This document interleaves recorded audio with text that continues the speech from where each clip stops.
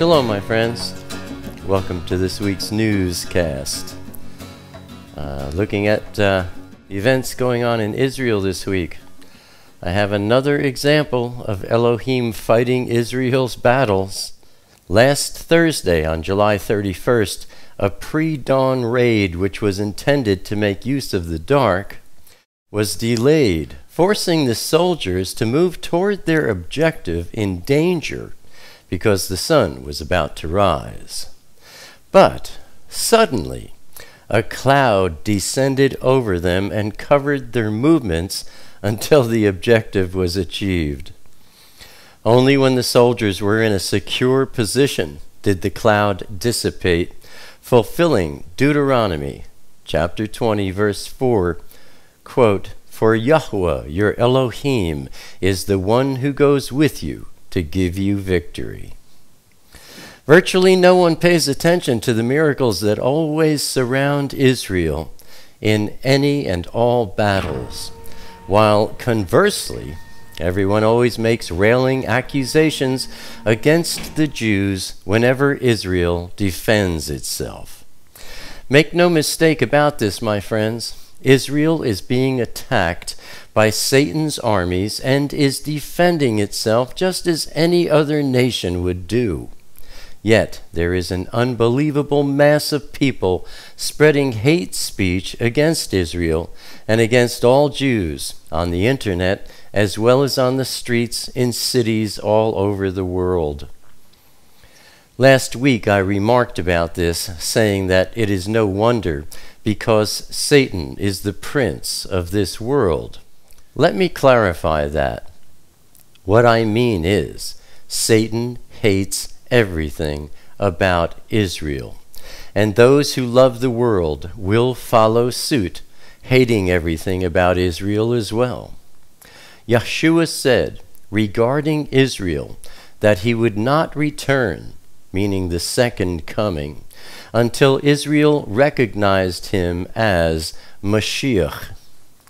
Matthew chapter 23, verse 39 reads, "For I say to you," Yeshua speaking, "from now on you shall by no means see me until you say, Baruch," that means blessed, "is he who is coming in the name of Yahweh." So there Yeshua said to Yisrael, Israel, "I won't come back until you recognize who I am." Knowing this, Satan thinks he can stop the second coming if he destroys all Jews. If there are no Jews to recognize Yeshua, he can't come back, because he said he wouldn't come back until they call out to him and say, "He is Baruch." So there's why you see Satan trying to eliminate all of Israel. And when you hear people crying out, "We want to eliminate Israel off the face of the earth," that is the voice of Satan speaking. There are a growing number of people spreading a doctrine of demons all over the web, quoting Revelation chapter 2, verse 9, where Yeshua speaks of those who say they are Yahudim, meaning Jews, and are not, but are of a synagogue of Satan. These liars are trying to say that people in Israel are not really Jews. They're just saying they are. Such attitudes are inspired by the spirit of Antichrist, my friends. If you see anyone saying such things, my advice is stay away from them. Turning to Gaza. Israel's military operation against Hamas in Gaza has gone on longer than expected because of the tunnel network, which has turned out to be far more extensive than Israeli military intelligence thought it was. It is estimated to have cost as much as $2 billion to construct. The IDF has obtained information from captured Hamas fighters revealing that the group was planning to use several Gaza tunnels which extend under Israeli territory for a major attack timed with the beginning of the Jewish New Year, Rosh Hashanah, on September 24th. The plan, first reported by the Israeli newspaper Ma'ariv, called for Hamas fighters to surface from the tunnels in Israel and kill as many people as possible. Many of Hamas's longer-range rockets have been destroyed, although the Israeli military is looking for other tunnels in Gaza where rockets could be kept.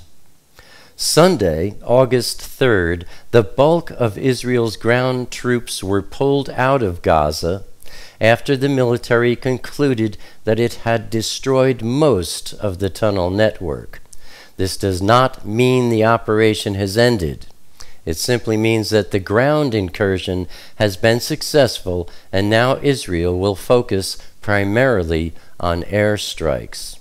On June 24th, a credible and highly respected Palestinian pollster revealed that a solid majority of Palestinians reject violence and prefer a nonviolent, quote, popular resistance against the occupation, close quote, including demonstrations, strikes, marches, and mass refusals to cooperate with the Israeli state. In other words, the Palestinian people are not interested in violence. It is Hamas who is generating all of the violence that goes on, even though everyone's always blaming Israel for responding to it. 70% of respondents in the poll strongly agreed that the statement, quote, Hamas should maintain a ceasefire with Israel in both Gaza and the West Bank. Hamas received a meager 15% approval rating by Palestinians in the poll. Yet another ceasefire agreement, just 90 minutes into the so-called humanitarian ceasefire, which went into effect on Friday, August 1st, and was supposed to last for 3 days, Hamas forces emerged from a terror tunnel, detonated a suicide bomb, and took one Jew as a hostage back through the tunnel. Clashes between Israeli forces and Hamas fighters ensued, and militants fired rockets into Israel. So, what else is new? Hamas has not honored a single ceasefire agreement yet, even when they are the ones who ask for it.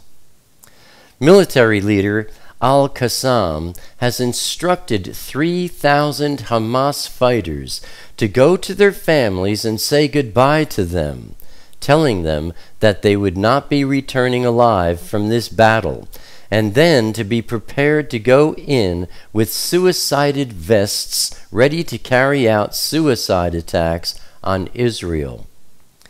As I've pointed out in previous newscasts, the past does not equal the present. This time, things are very different. Most Arab states are actively supporting Israel against Hamas and are not shy about it or doing it discreetly. This is a joint Arab-Israeli war consisting of Egypt, Jordan, and Saudi Arabia against other Arabs, the Palestinians as represented by Hamas. And as the New York Times put it, Arab leaders viewing Hamas as worse than Israel stay silent. To quote Danielle Pletka, Vice President of Foreign and Defense Policy Studies at the American Enterprise Institute, quote, it's no longer the Muslims against the Jews. Now it's the extremists, the Muslim Brotherhood, Hamas, Hezbollah, and their backers, Iran, Qatar, and Turkey, against Israel and the more moderate Muslims, including Jordan, Egypt, and Saudi Arabia, close quote. Understanding all this, Hamas, which has controlled the Palestinian government in Gaza for years, is an extension of the Muslim Brotherhood. To many Americans, the Brotherhood is familiar for its central role in the power struggle for Egypt. But it's much larger than that. The Muslim Brotherhood is international, with affiliated groups in more than 70 countries, including Saudi Arabia and the United Arab Emirates, the UAE. The Arab Spring showed the region that uprisings can lead to the Brotherhood gaining power, so it is a threat to the governments it opposes.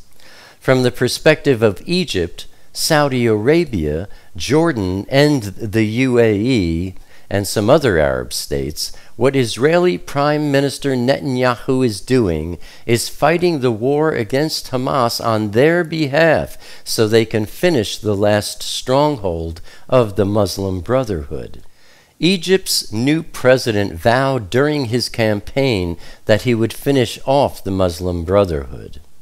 Egypt also has another reason to stand against Hamas: rising violence and instability in Sinai, the northern part of Egypt that borders Israel and Gaza. El-Sisi closed the border crossings between Egypt and Gaza, which has helped block Hamas militants from escaping or smuggling in more weapons during Israel's onslaught. But it also has contributed to the humanitarian crisis of people trapped in Gaza. But Hamas is not alone. Turkey and Qatar are supporters of Hamas. Paying a price for all this is another key player, Fatah, the Palestinian faction that controls the West Bank.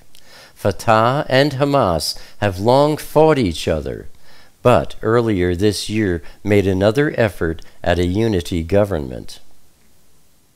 Turning to Islam, Islamic State fighters seized control of Iraq's largest electricity-generating Mosul dam on Sunday, August 3rd, after inflicting their first major defeat on Kurdish forces since sweeping across much of northern Iraq in June. They want to cut off water supplies to the central and southern areas in order to give their war a sectarian dimension.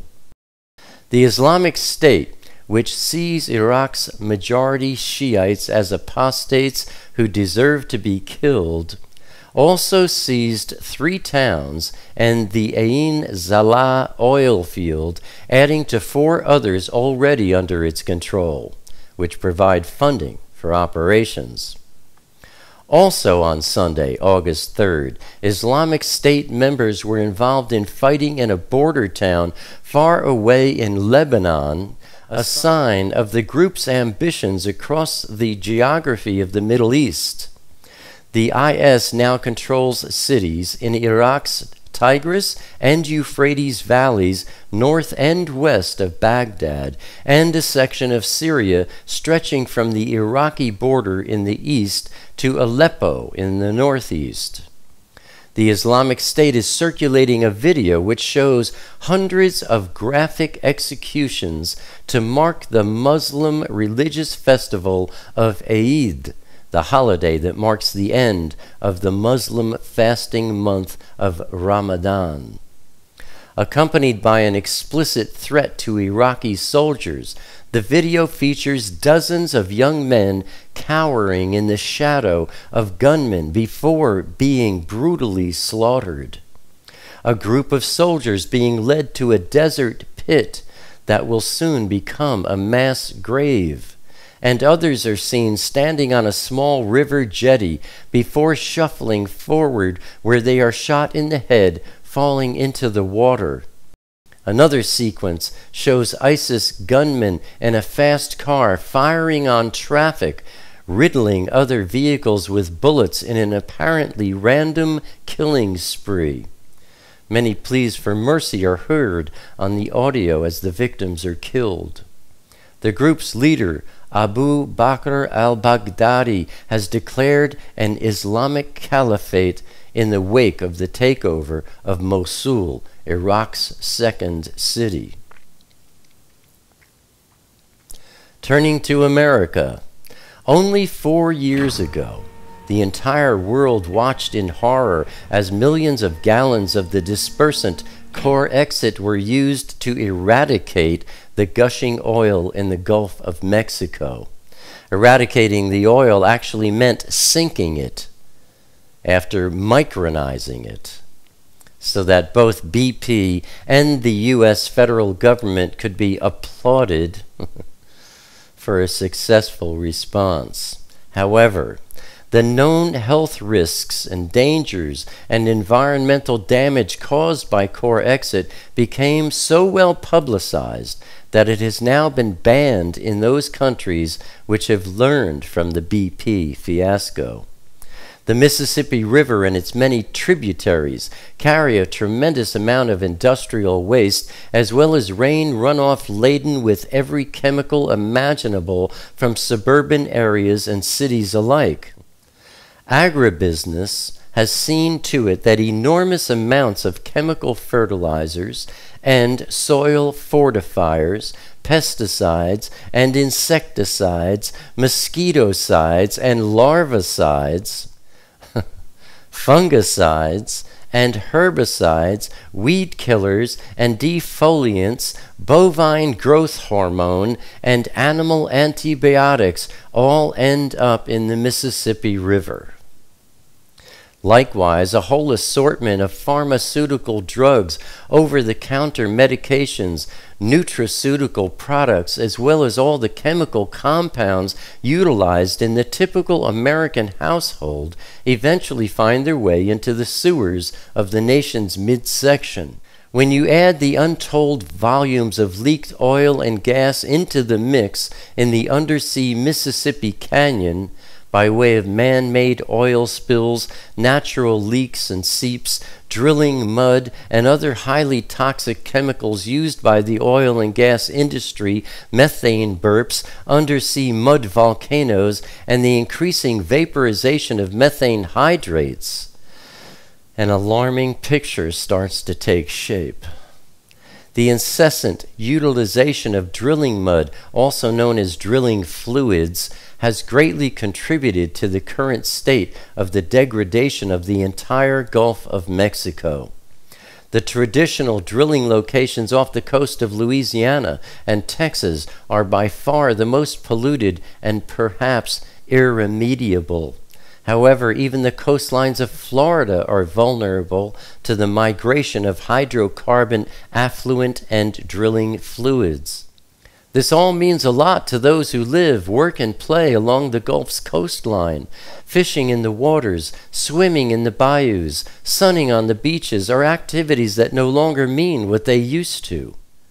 There is a Vibrio flesh-eating bacteria in the Gulf of Mexico which presents an evolving predicament which no one in government, federal, state, or local, or from industry want to address in any meaningful way, because it just isn't good for business.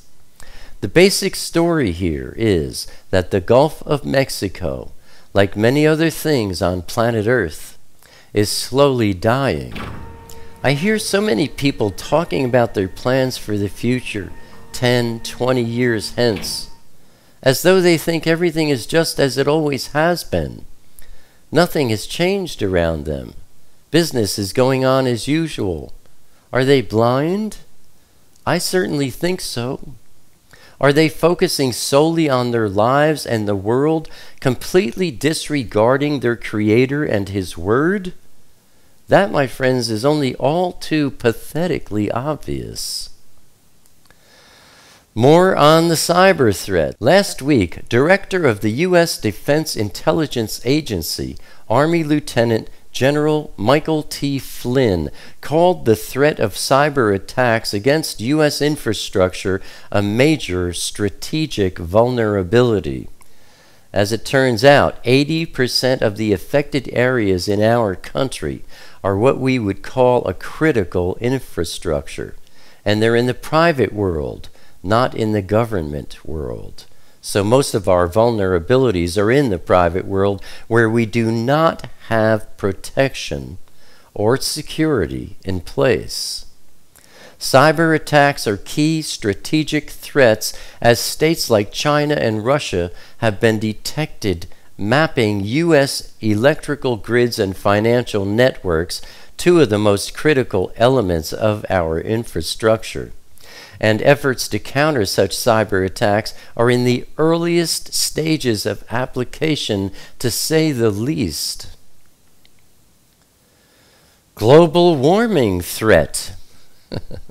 Numbers released on Friday, August 1st, by NOAA's National Climatic Data Center showed that not only has July been abnormally cool in the USA, but so has 2014 in general. So far, for the USA, year to date, there have been 12,644 daily record lowest temperatures versus 6,615 record highest temperatures in the USA. That's a ratio of 2 to 1. Lake Superior is reported to be 20 degrees colder this summer than it was last year. Montgomery, Alabama had the coldest July on record since reliable record-keeping began in 1872. And here in New Jersey, I can tell you from my own personal experience, I've never seen such cold temperatures as I've seen this summer. Al Gore, where on earth is your shame? And that's the news for this week, my friends. I hope it's been helpful to you and yours. Until next week, Shalom.